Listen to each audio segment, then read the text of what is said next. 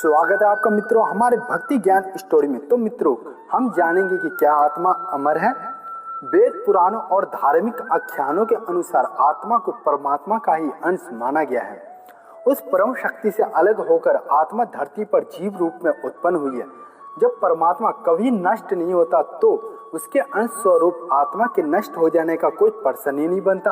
अतः आत्मा अमर है। वैज्ञानिक दृष्टि से संसार की कोई भी वस्तु, चाहे वो जीवधारी हो या निर्जीव, कभी नष्ट नहीं होती। उसका स्वरूप परिवर्तित होता रहता है।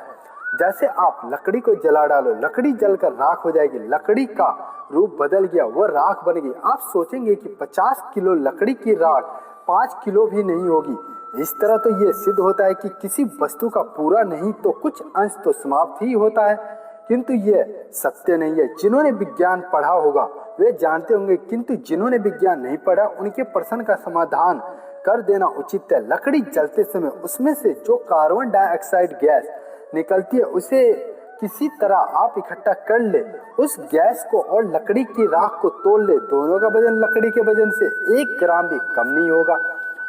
जैसे लकड़ी जल गई किंतु वह नष्ट नहीं हुई, जबकि हम आप उसे नष्ट हो गई जानते हैं, लेकिन वह नष्ट कहाँ हुई, उसका प्रत्यक्ष स्वरूप बदल गया, अर्थात वो लकड़ी से राख बन गई। उसी तरह आत्मा कभी नहीं मरती, शरीर मरता है। आत्मा उस शरीर से निकलकर किसी दूसरे नए शरीर में प्रविष्ट हो जाती है, जिसे हम कहते हैं कि बच्चे का जन्म हुआ है तथा दूसरा जन्म हुआ। यही पूर्ण जन्म कहलाता है। जो चीज नष्ट नहीं होती उसे किसी न किसी रूप में प्रकट होना ही है, यही सत्य है।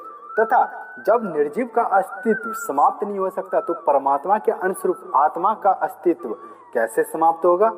आत्मा अमर है। तो मित्रों, आज हमने जाना कि क्या आत्मा अमर है।